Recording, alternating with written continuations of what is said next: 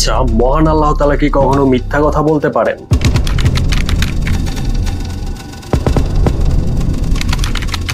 শুনতে অবাক লাগলো এটা সত্যি যে কখনো কখনো বিশেষ প্রয়োজনে কিংবা বিশেষ দরকারে মহান আল্লাহ তাআলাও মিথ্যা কথা বলেন, যার প্রমাণ কোনো সহিহ হাদিসে নয় বরং রয়েছে সরাসরি পবিত্র আল কোরআনে।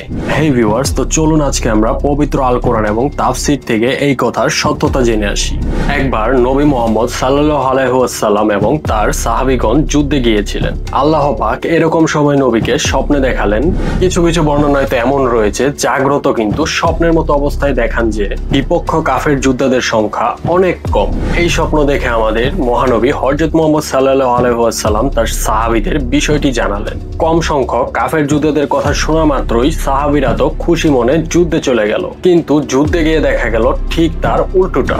বিপক্ষ কাফেরদের সংখ্যা শুধু বেশিই ছিল না, প্রায় 3 গুণের কাছাকাছি ছিল। তবে এই যুদ্ধে মুসলিমরা জয়লাভ করে এবং এই যুদ্ধে মুসলিমদের জয় হওয়ার পর সাহাবীরা মুহাম্মদ সাল্লাল্লাহু আলাইহি ওয়াসাল্লামকে জিজ্ঞেস করে, আল্লাহ তো জানিয়েছিল কাফেররা সংখ্যায় কম, তাহলে তারা সংখ্যায় এত বেশি কিভাবে হলো? উত্তরে মহানবী হযরত মুহাম্মদ সাল্লাল্লাহু আলাইহি ওয়াসাল্লামের উপরে তখন একটি আয়াত নাজিল হয় এবং তিনি সাহাবীদের বুঝালেন যে আল্লাহ ইচ্ছা করে এই মিথ্যাটি বলেছেন যেন মুসলিমদের মনোবল অটুট থাকে, যেন তারা ভীত হয়ে পালিয়ে না যায়। দর্শক, প্রথমেই চলুন আমরা এই দাবিটির সত্যতা কোরআন এবং তাফসীর থেকে দেখে আসি, তারপর আমরা নাস্তিকদের দাঁত ভাঙা জবাব দিব। সূরা আল আনফাল আয়াত 43।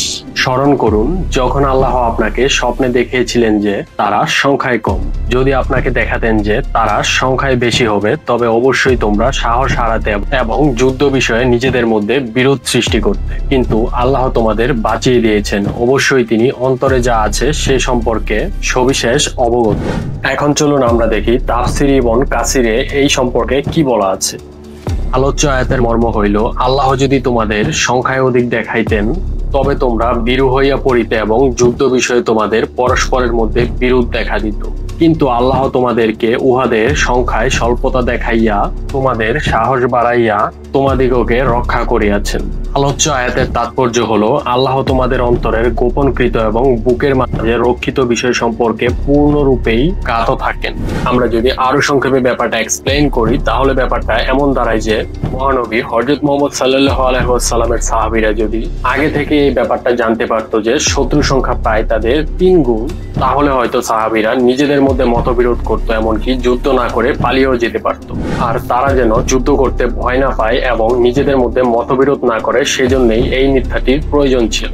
এই বিষয়টি নিয়ে নাস্তিকদের প্রায় একটি প্রশ্ন করতে দেখা যায় যে মহান আল্লাহ তাআলা তো চাইলে 1 লক্ষ কিংবা 1 কোটি ফেরেশতা পাঠিয়ে কাফেরদের দাঁত ভাঙা জবাব দিতে পারতেন, তাহলে আল্লাহ তাআলার কেন মিথ্যা বলার প্রয়োজন হলো? তবে নাস্তিকদের এই প্রশ্নের জবাবে আমি একটা উত্তরই দিব, ভাই আপনারা যত যাই বলুন না কেন, আমাদের মুসলমানদের একটাই উত্তর, মহান আল্লাহ তাআলা হচ্ছেন সর্বজ্ঞানী, আর তাই উনি লক্ষ লক্ষ ফেরেশতা না পাঠিয়ে কেন এই মিথ্যা বললেন সেটা বোঝার মতো ক্ষমতা মুমিনদের, আসলে আমি বলতে চাচ্ছি মানুষদের এতটুকু মাথার এতটুকু ব্রেন দিয়ে কখনোই সম্ভব নয়। হেই ভিউয়ার্স, আমার এই ভিডিওটা যদি আপনাদের ভালো লেগে থাকে এবং এই ধরনের ইনফরমেটিভ ভিডিও পেতে এখনই চ্যানেলটাকে সাবস্ক্রাইব করুন।